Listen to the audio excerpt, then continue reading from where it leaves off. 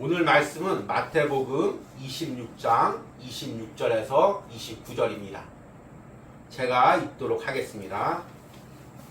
그들이 먹을 때 예수께서 떡을 가지사 축복하시고 떼어 제자들에게 주시며 이르시되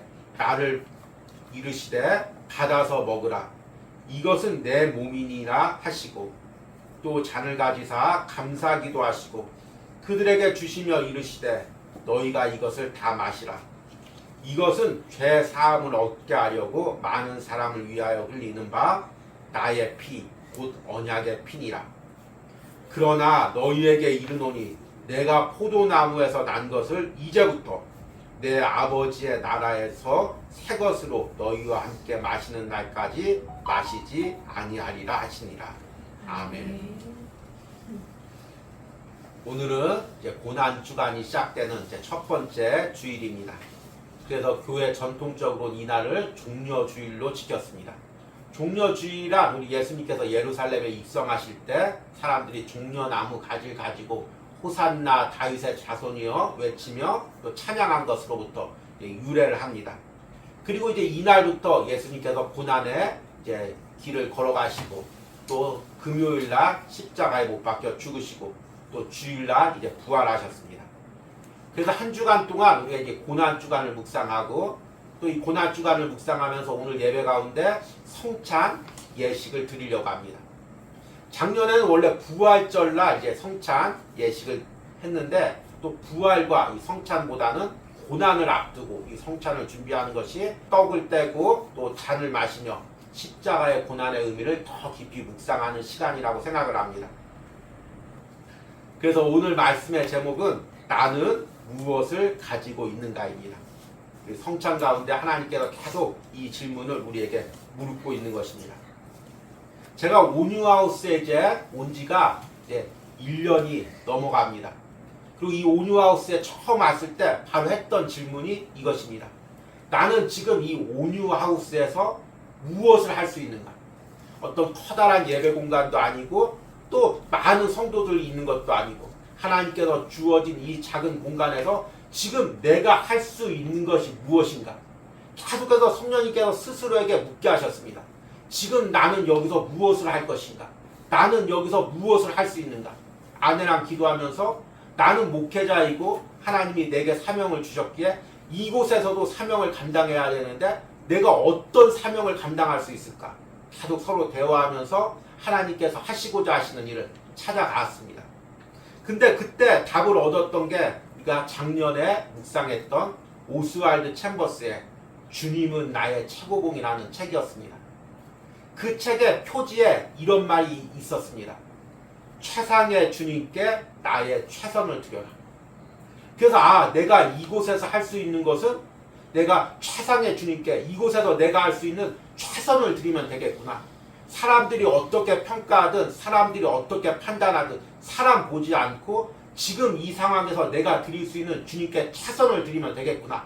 이것을 아내와 제가 이제 결단하고 또 사람이 듣든지 안 듣든지 둘이서부터 예배를 시작하고 또 영상을 통해서 주님은 나의 최고봉 묵상을 이제 드렸습니다.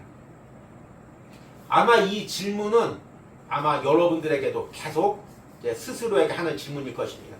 그리스도인이라면 나는 무엇을 할 수 있는가를 계속해서 이렇게 묻고 있습니다. 선교사님이 낯선 선교지에 떨어지면서 스스로에게 물을 것입니다. 나는 이 낯선 땅에서 이 언어도 통하지 않는 땅에서 이 핍박받는 땅에서 나는 여기서 무엇을 할 수 있는가? 또 우리 그리스도인이 어떤 이제 새 임직을 받고 또 어떤 부서에 가서 일을 하게 되는 그 부서 안에서 스스로에게 묻습니다. 나는 이 부서 안에서 나는 이 공동체에서 나는 무엇을 할 수 있는가? 스스로에게 묻습니다. 저도 매일같이 지금 이 온유하우스에서 스스로에게 묻습니다.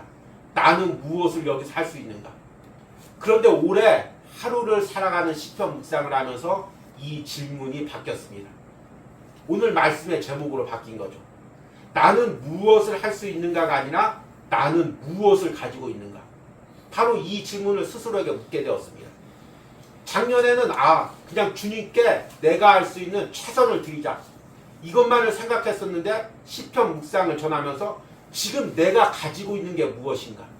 그리고 이 가지고 있는 것을 어떻게 사람들에게 흘려보낼 것인가, 어떻게 전달할 것인가, 이것을 성령님께서 계속 묻게 하는 것입니다. 내가 가진 것이라고는 아무것도 없죠. 눈에 보이는 건 없습니다. 그런데 계속해서 기도하면서 내 안에 성령님의 은혜가 있음을 깨닫게 됩니다. 그리고 내 안에 예수님의 십자가의 보혈의 능력이 있음을 깨닫게 됩니다. 아, 내가 이것을 가지고 있구나. 내가 이 능력으로 나가면 되겠구나. 계속해서 내가 무엇을 가지고 있는지 묻습니다. 여러분, 오늘 이제 종려주일 예배와 함께 성찬 예식을 거행하려고 합니다. 그런데 성찬에 대해서 여러 가지 신학적인 정의를 내릴 수도 있습니다. 성찬이란 이런 의미입니다. 또 성경의 여러 구절을 이야기하면서 성찬은 이런 의미입니다. 이야기할 수가 있습니다. 그러나 여러분들에게 핵심적으로 오늘 이야기하고 싶은 것은 성찬이란 무엇이냐면 내가 무엇을 가지고 있는지를 묻는 예식인 것입니다. 이 성찬에 참여하면서 성령님께서 계속 여러분들에게 묻는 것은 무엇이냐면 너는 무엇을 가지고 있느냐? 네 안에 어떤 은혜가 있느냐? 네가 어떤 은혜로 구원을 받았느냐? 계속해서 이 성찬 가운데 성령님께서 지금 묻는 것입니다. 그리고 우리가 가지고 있는 것이 무엇인지를 깨닫게 하고 그 은혜를 붙들고 살아가게 하는 것이 바로 성찬의 예식인 것입니다. 그래서 오늘 우리 여러분들이 이 성찬 예식에 참여하면서 내가 무엇을 가지고 있는지, 어떤 은혜를 가지고 있는지를 깨달으시기 바랍니다. 그리고 그것을 깨달으시고 성찬 예식에 동참하시는 은혜가 있길 바랍니다. 성찬에 대해서는 여러분들이 성경에 잘 알듯이 예수님께서 잡히시기 전날 밤에 제자들과 함께 유월절 예식을 거행했습니다. 그리고 오늘 읽은 말씀 마태복음 26장 26절에 떡을 떼시면서 이렇게 이야기하십니다. 그들이 먹을 때 예수께서 떡을 가지사 축복하시고 떼어 제자들에게 주시며 이르시되 받아서 먹으라. 이것은 내 몸이니라 하시고 그리고 또 잔을 주시면서 27절에 이렇게 이야기하십니다. 또 잔을 가지사 감사기도 하시고 그들에게 주시며 이르시되 너희는 다 이것을 마시라. 28절에 이것은 죄 사함을 얻게 하려고 많은 사람을 위하여 흘리는 바 나의 피 곧 언약의 피니라. 그리고 마지막에 29절에 이렇게 말씀하십니다. 그러나 너희에게 이르노니 내가 포도나무에서 난 것을 이제부터 내 아버지의 나라에 새 것으로 너희와 함께 마시는 날까지 마시지 아니하리라 하시니라. 아멘. 예수님께서는 이 땅에 사시면서 마지막 만찬을 제자들과 함께 성만찬으로 거행하셨습니다. 그리고 그들에게 떡을 떼시면서 또 잔을 부으시면서 그 의미를 설명해 주셨습니다. 그러니까 이 성만찬은 지금 겉으로 보기에는 그냥 떡을 떼는 의식이고 잔을 붓는 의식이지만 이것은 무엇을 담고 있냐면 내일 예수님께서 십자가에서 죽으실 텐데 그 십자가의 의미가 무엇인지를 이 성만찬을 통해서 지금 제자들에게 가르쳐주고 있는 것입니다. 그러니까 예수님께서 육체적인 눈으로 보면 십자가에서 죽으신 것은 그냥 힘이 없어서 능력이 없어서 십자가에 매달려서 모진 고통을 당하고 죽는 것 같이 보이지만 영적인 의미로 보면 그곳에서 예수님께서 살을 떼시고 피를 흘리셔서 우리의 모든 죄를 이기시고 사탄의 권세를 깨뜨리고 우리를 하나님의 자녀로 삼는 영적인 은혜가 부어지는 것입니다. 그러니까 이 성만찬도 겉으로 보면은 그냥 떡을 떼는 것 같고 잔을 붓는 이게 뭐야 이렇게 생각할 수 있지만 성령님께서 임하셔서 여러분들이 이 성만찬의 영적인 의미가 깨달아지면 예수님의 피가 내 삶에 부어지고 내 심령에 부어지고 예수님의 살로 내 생명이 살아나는 은혜를 경험하는 것입니다. 이것이 바로 성만찬의 영적인 은혜인 것입니다. 그리고 성만찬에 참여하는 모든 사람들이 꿈꿔야 되고 소망해야 될 것이 바로 이 성만찬을 통해서 이런 영적인 은혜를 누리는 것입니다.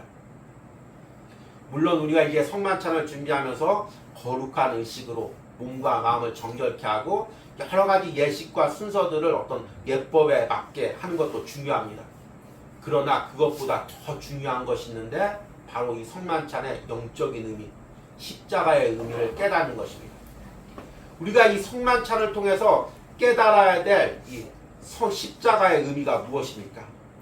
오늘 주보에 나와 있습니다. 첫 번째는 성찬은 예수 그리스도의 십자가의 구원의 의미를 깨닫게 한다는 것입니다. 여러분들이 떡과 잔에 참여할 때 여러분들이 예수님의 십자가의 그 구원의 영적인 의미를 깨달아야 됩니다. 예수님께서 잔을 부으시면서 특히 28절에 이렇게 이야기했습니다. 이것은 죄 사함을 얻게 하려고 많은 사람을 위하여 흘리는 바 나의 피, 곧 언약의 피니라. 지금 예수님께서는 이 잔을 부으시면서 이 잔의 의미를 예수님의 보혈에 비유해서 설명합니다. 그리고 그 보혈의 의미를 죄 사함을 얻게 하려고 많은 사람을 위하여 흘리는 바 곧 언약의 피니라. 성경에 보면은 하나님은 죄에 대해서 반드시 대가를 찾으시는 분입니다. 지난주에 십자가 설교에서도 이야기했듯이 사람들은 죄를 지어도 그냥 넘어갈 수가 있습니다. 예를 들어서 우리 아들이 죄를 지어도 아버지로서 그 정도는 실수할 수 있지, 넘어갈 수가 있습니다. 그러나 하나님은 조금의 죄라도 그냥 넘어갈 수가 없습니다. 그것은 하나님의 성품 자체가 공의의 하나님이기 때문입니다. 하나님은 반드시 작은 죄라도 그 죄의 대가를 찾으십니다. 하나님께서 아담과 계약을 맺으셨습니다. 네가 선악과에 순종해서 먹지 않으면 내가 너에게 축복하고 은혜를 주리라. 그러나 선악과를 먹는 날에는 정녕 죽으리라. 하나님께서 약속하셨습니다.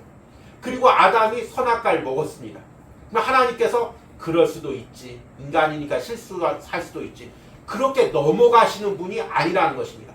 그렇다면 그분은 하나님이 아니십니다. 하나님은 공의의 하나님입니다. 죄에 대해서 반드시 대가를 찾으시는 분입니다. 우리가 이 성경의 하나님을 현대에서는 많이 왜곡할 때가 많이 있습니다. 사랑의 하나님, 무조건 하나님을 사랑으로만 생각을 합니다. 그런데 하나님의 공의에 대해서는 다 잊어버리고 있습니다. 하나님은 사랑의 하나님이지만 공의의 하나님입니다. 작은 죄라도 하나님 앞에서는 그냥 넘어갈 수가 없습니다. 그러면 우리가 어떻게 지금 이 자리에서 이렇게 예배하고 하나님께 찬양할 수가 있겠습니까? 우리의 죄에 의해서 다 죄의 대가를 찾으신다면 우리가 어떻게 하나님께 예배할 수가 있겠습니까? 하나님께서 우리 죄에 대해서 독생자 예수 그리스도를 이 땅에 보내주셔서 십자가에서 피 흘리시게 하셨기 때문입니다. 예수님께서 오시기 전까지 구약 사람들은 제사 제도를 통해서 짐승의 피를 흘리면서 그 죄를 씻었습니다. 그래서 히브리서 9장 22절 말씀해 보니까 율법을 따라 거의 모든 물건이 피로써 정결하게 되나니, 굉장히 중요한 말씀입니다. 피 흘림이 없은즉 사함이 없느니라. 피 흘린다는 것은 이제 눈에 보이는 붉은색 피를 흘린다는 의미도 있지만 영적인 의미로 죄에 대해서는 반드시 하나님께서 그 대가를 찾으신다는 것입니다. 그래서 그것을 깨닫게 하기 위해서 구약시대 때부터 죄를 지으면 어린 양이나 짐승의 피를 하나님 앞에 흘리면서 나와서 죄를 씻었습니다. 하나님께서 그냥 용서해 주는 것이 아니라 그 죄에 대해서 반드시 대가를 치러야 했습니다. 그런데 생각을 해보십시오. 그 양의 피가, 염소의 피가 무슨 효력이 있겠습니까? 그 피 흘린다고 해서 내 죄가 없어지겠습니까? 마치 그냥 미신처럼 들리고 허무맹랑한 이야기처럼 들립니다. 그러나 그 구약의 제사제도에서 짐승의 피 자체가 능력이 있는 것이 아니라 장차 오실 예수님께서 십자가에서 피 흘리실 것을 미리 예표하며 구약의 제사제도를 만든 것입니다. 그래서 그 짐승의 피를 흘리는 그 하나님께 제사제도는, 예배제도는 그 자체가 효력이 있는 것이 아니라 예수님께서 장차 오셔서 십자가에서 피 흘리실 그것을 바라보고 그것을 믿음으로 믿고 행할 때 그것이 능력이 있는 것입니다. 이 성찬도 마찬가지죠. 이 성찬이 무슨 능력이 있겠습니까? 여기서 떡과 포도주를 나눈다고 해서 이것이 무슨 능력이 있겠습니까? 그런데 이것을 우리가 행하면서 예수님의 십자가의 보혈이 우리의 죄를 씻기고 우리의 생명을 살렸다는 믿음으로 참여할 때 그것이 능력이 있고 역사가 일어나는 것입니다. 그래서 히브리서 9장 11절과 12절에 이렇게 이야기합니다. 그리스도께서는 장래 좋은 일에 대제사장으로 오사 손으로 짓지 아니한 것 곧 이 창조에 속하지 아니한 더 크고 온전한 장막으로 말미암아 염소와 송아지의 피로 하지 아니하고 오직 자기의 피로 영원한 속죄를 이루사 단번에 성소에 들어가셨느니라. 이 히브리서 9장 12절이 너무나 중요한 말씀입니다.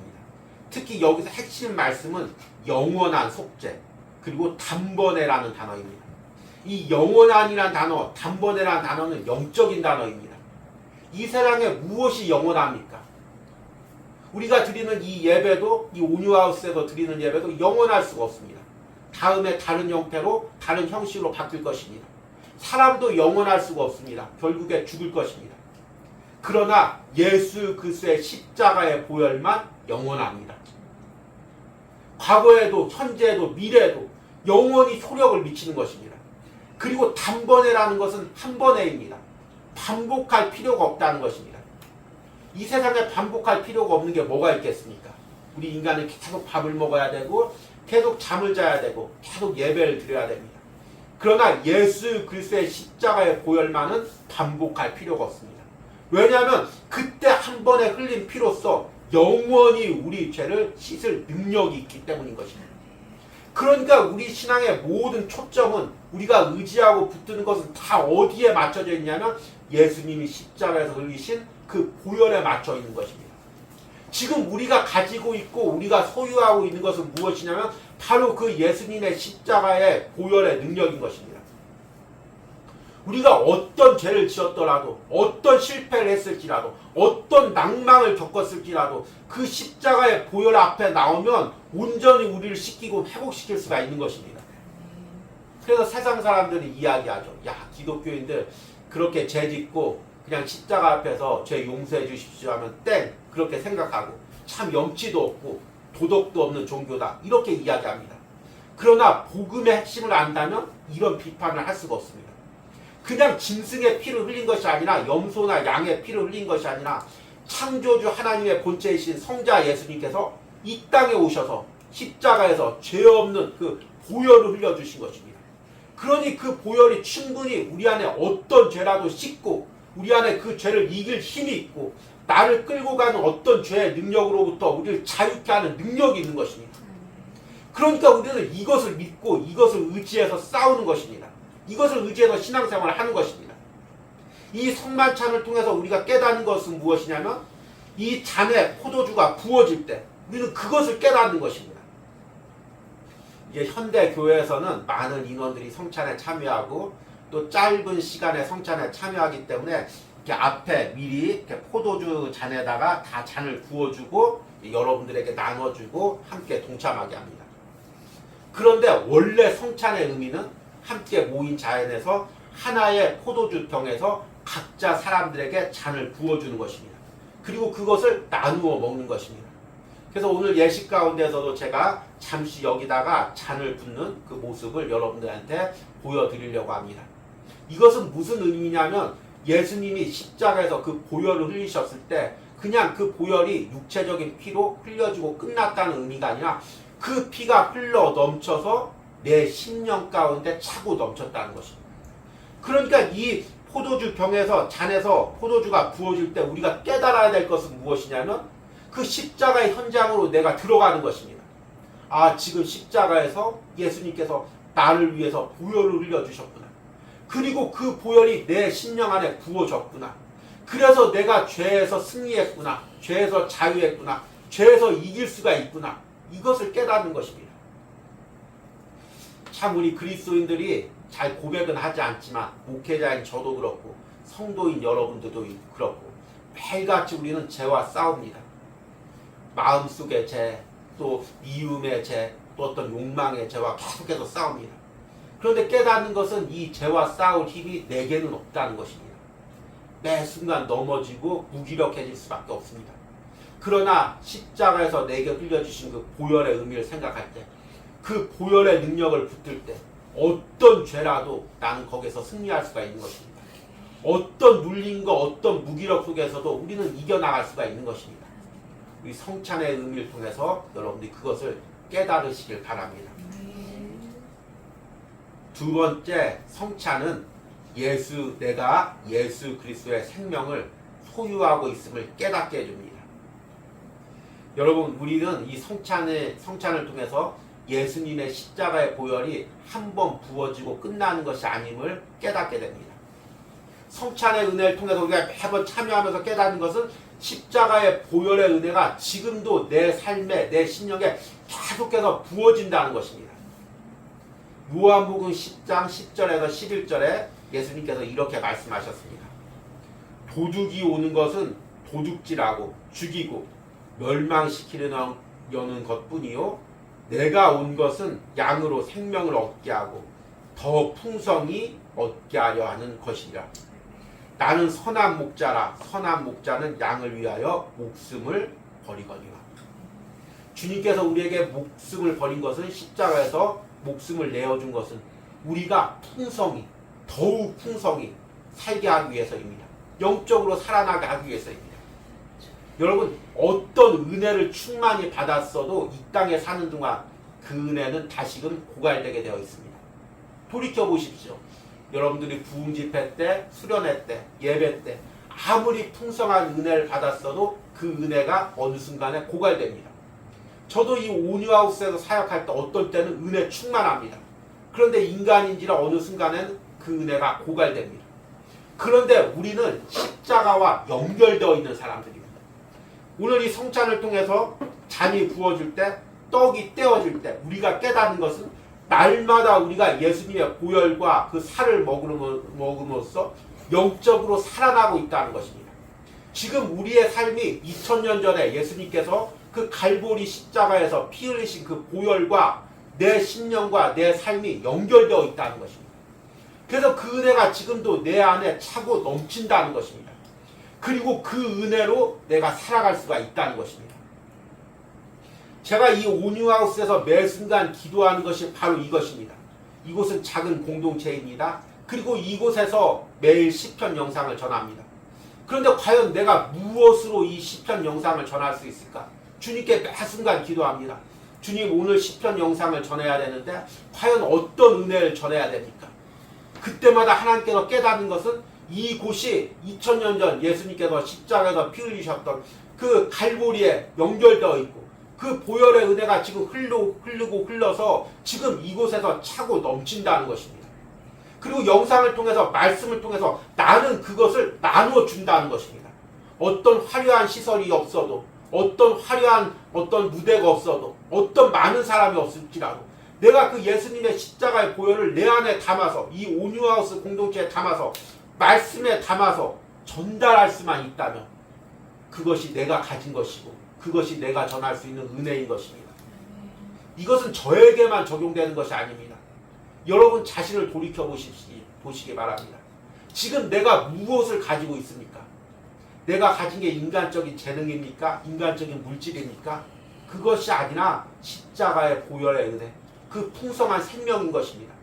그것을 우리는 전하는 그 은혜가 있는 것입니다.